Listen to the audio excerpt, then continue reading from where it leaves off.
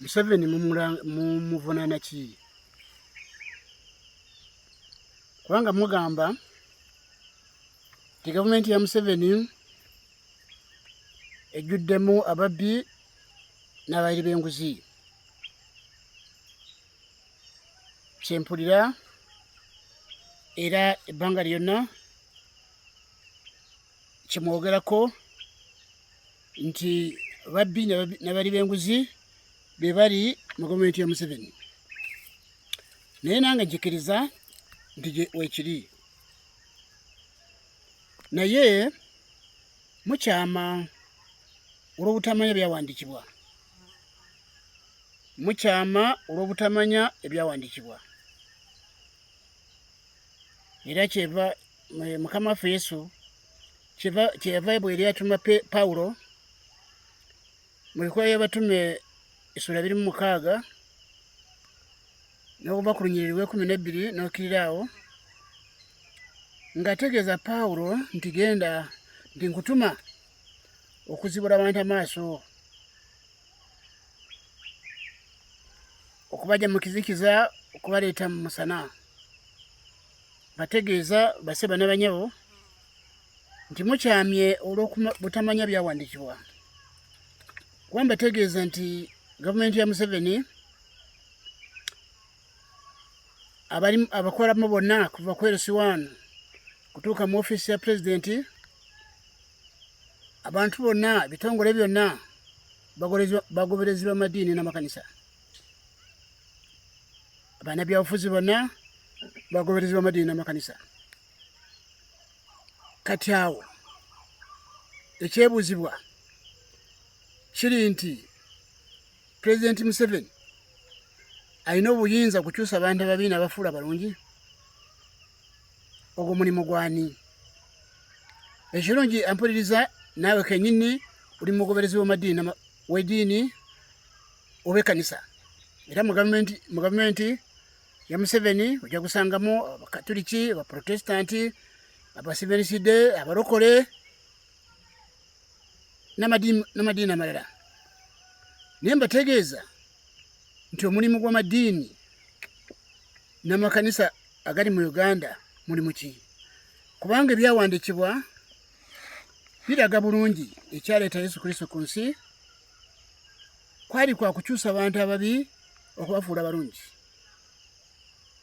Ebikolwa by'abatume essula 3 n'olunyiriri okuva ku 25-26 Peetero alaga omukisa gw'amawanga gonna Katonda gwe yasuubiza Ibulayimu Yesu Kristo gwe yaleeta ku nsi.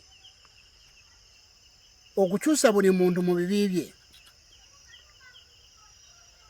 Oba amadiini gano n'amakanisa ge mulimu, abakozi ba gavumenti mwe bali, tegayiwa okukyusa abagoberezi baago?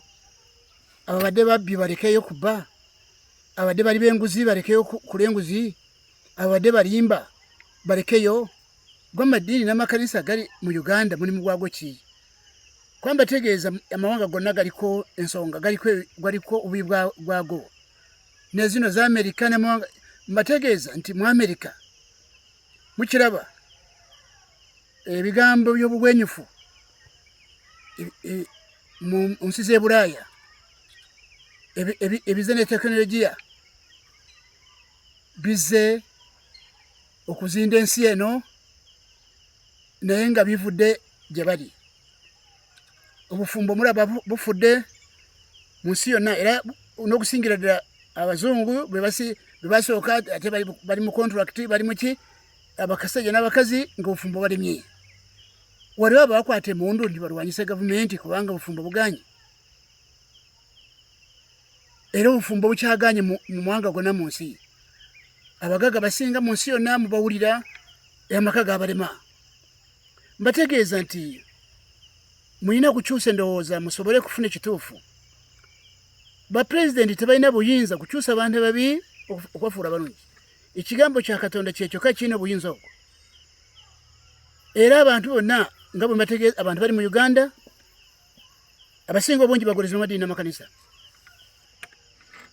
Obanga mulaba tokyasobola okufuna omuntu w'amazima mu ggwanga lino, kitegeeza ki?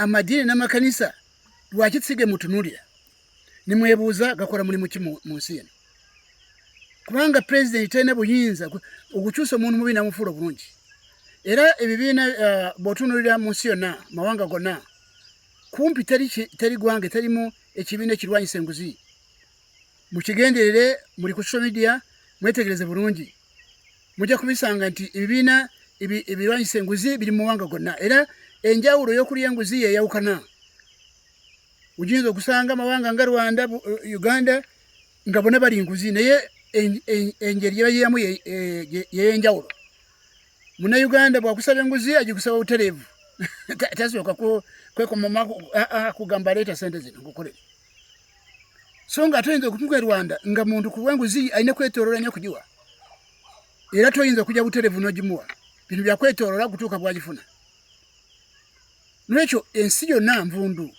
olw'ekibi kye bayita ekibi ekisinga kuluma nze omuwandiisi William Gasoni Baguma ayaweebwa okuwandiika ku kyama n'okubulako abagolozi ba Yesu Kristo bali mu nsi ekizibu ekisinga obunene nti abantu abakkiriza Yesu Kristo bebasinga mu nsi yonna era gano amawanga agaseererawo ensi nga amawanga gali mu NATO amawanga agafuga ekibiina ky'amawanga magate agasinga obungi bagoberezi ba Yesu Kristo bapulezidenti baago naye olwaleero ani abagamba nti ebizibu by'ensi eno bajja kubigonjoola nga bakozesa mundu Yesu Kristo yabalagira Yesu Kristo yagamba nti bwonzitira omuntu nange nkutta nolwekyo ebigambo bino ebikwatagana ne President Museveni mumuvunaano musango nga si gugwe kubanga naye nyini nga ye yeetaaga ekigambo kya Katonda kyokka kyekiba kikyusa byonna ebiri mu bulamu bwe bannabyabufuzi bonna beetaaga Yesu Kristo beetaaga Katonda n'okutegeera obubaka Yesu Kristo bwaleeta ku nsi okukyusa buli muntu mu bibi bye Yesu Kristo yagamba mubeere abatuukirivu nga kitaammwe ali mu ggulu bali mutuukirivu Matayo 5 osomaawo okutuuka ku lunyiriro za 1:8 ujja kuyisanga nti kigambo ky'okubala ebibala by'omwoyo ekyali kyakulabika mu bakkiriza Yesu Kristo omuli n'okubala ebibala by'omusana Befeso 5:9-10 alaga nti ebibala by'omusana bwe butuukirivu bwonna n'amazima gali ludda wamu abagolozi ba Yesu Kristo bali mu Uganda n'ekyo ofiisi zonna tolina wootuuka